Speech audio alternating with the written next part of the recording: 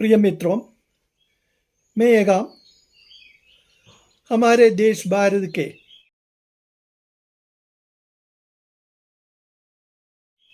दक्षिण भाग में शासन किए हुए पल्लव वंश के शासकों के बारे में कहना चाहता हूँ।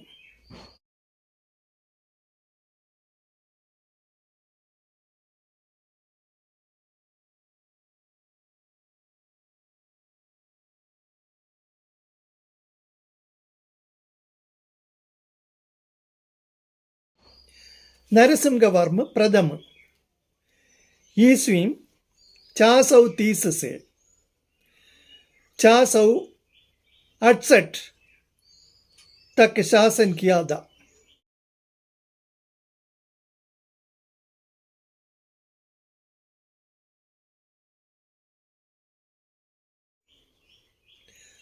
महेंद्रवर्म के बाद पल्लव सिंहासन का उत्तराधिकारी उसका बेटा नरसिंह प्रथम था।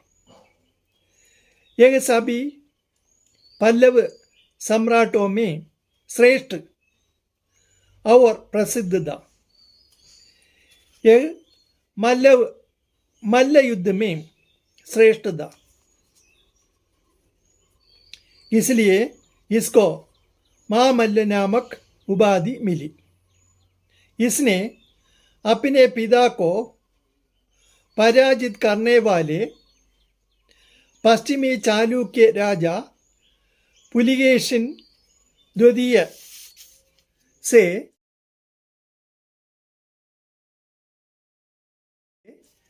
बदला लेने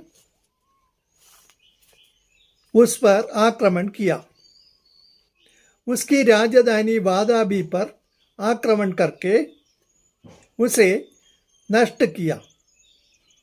इसलिए नरसिंह को वादाबी कोंडान उपाधि भी मिली। इसके शासनकाल में पल्लवों के बल और यश ऊंचे शिखर पर थे। इसने चोल, चेर और पांड्यों को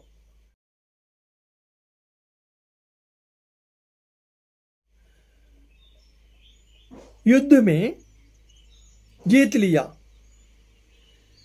इसने सिंघल द्वीप को एक सेना भेजकर मानवर्म को राज्याधिकार दिलाया।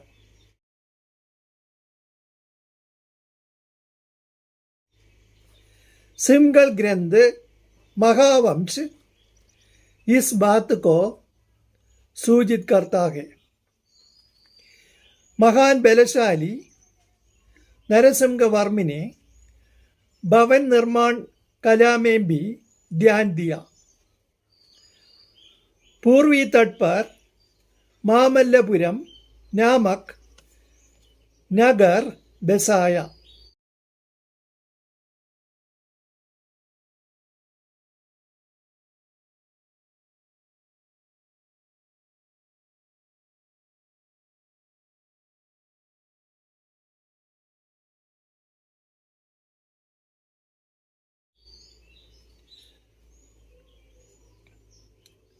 उसे एक श्रेष्ठ बंदरगाह बनाया।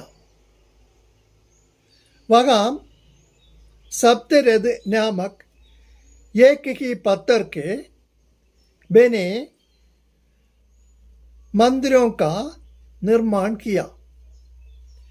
इसके ज़माने में ही हुआनसांग नामक चीनी यात्री कांची आया।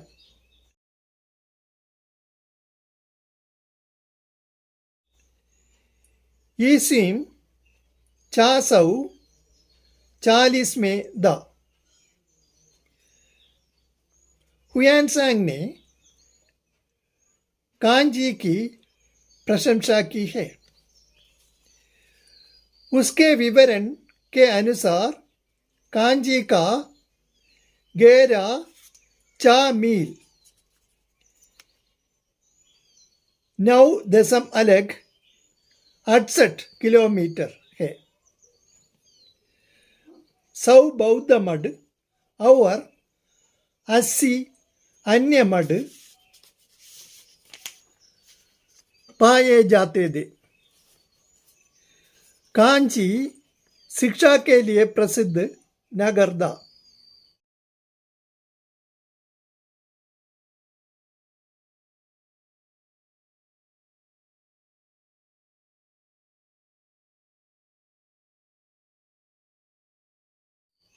वह अत्यंत धनी और कृषि उन्नत नगर था। नरसिंहवर्म द्वितीय ईस्वी 495 से 722 तक शासन किया। नरसिंहवर्म प्रथम के बाद पल्लव साम्राज्य का शासन करने वाले प्रसिद्ध सम्राट नरसिंहवर्म द्वितीय था। राजाओं में सिंह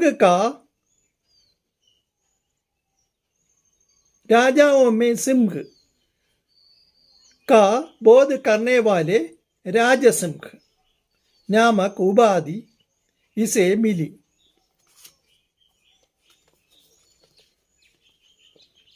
इसी ने कांची में कैलाशनाथ मंदिर और मामल्लपुरम के समुद्र तट वाला मंदिर बनवाया। इसके शासनकाल में चीन को एक दूध मंडल भेजा गया।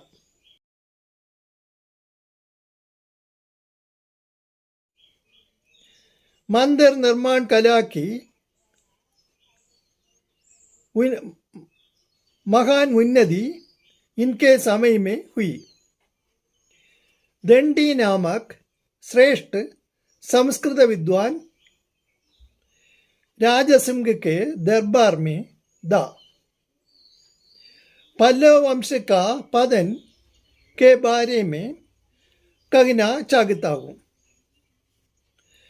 राजसिंह के बाद परमेश्वर वर्मा द्वितीय राजा बना। उसके कोई संतान नहीं थे।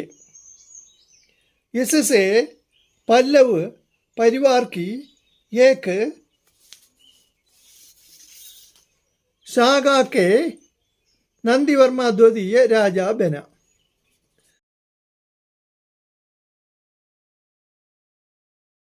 उसके 60 वर्षीय शासनकाल ईस्वी 733 से 795 तक था। इस काल में पल्लव राज्य पांड्य, चालुक्य और राष्ट्रकूट वंश के शासकों के द्वारा आक्रमण किया गया।